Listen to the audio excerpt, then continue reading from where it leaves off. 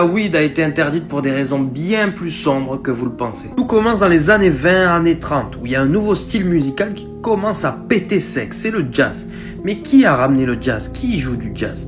Les afro-descendants. Restez avec moi, c'est là où on va avoir des problèmes. À l'époque, presque tous les jazzman consommaient de la weed. Ça les aidait au niveau de la créativité, ça les détendait encore plus, ça les permettait de jouer de façon plus naturelle. Mais il y a d'autres personnes qui étaient intéressées par la weed, c'était les blancs. Donc le jazz était joué majoritairement par des noirs, et en plus, ils avaient de la bonne weed. Qu'est-ce qui s'est passé naturellement? Les blancs se sont dit, tiens, on va aller se procurer de la bonne weed, et en plus, on va écouter de la bonne musique, et danser, et rigoler.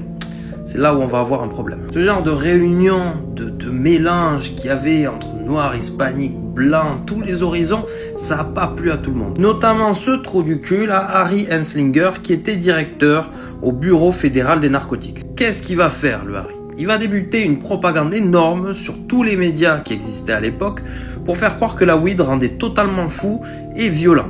En s'appuyant même sur des faits divers de mecs qui avaient tué toute sa famille en disant « Regardez, ça c'est la weed qui a fait ça ». Il va aller encore plus loin, il va payer de fausses études scientifiques, car quand on a l'appui scientifique, ça rend les choses beaucoup plus crédibles, pour démontrer que la weed rend schizophrène et même psychopathe. Le mec a manipulé la science et les médias pour justifier la prohibition de la weed. Mais en plus de ça, vu qu'après la Seconde Guerre mondiale, il a reçu une place très importante à l'ONU, il a foutu la pression à tout le monde. Et du coup, tous les pays ont commencé à interdire cette drogue hyper dangereuse. Tout ce qu'il faut savoir, c'est que Harry, en fait, était un putain de gros raciste. Il a dit des trucs du style, je cite, et c'est documenté, la weed fait croire aux noirs, bon il a utilisé un terme un peu moins sympathique, qui peuvent être aussi bien que les blancs, et plein d'autres dingueries de ce style-là durant sa campagne.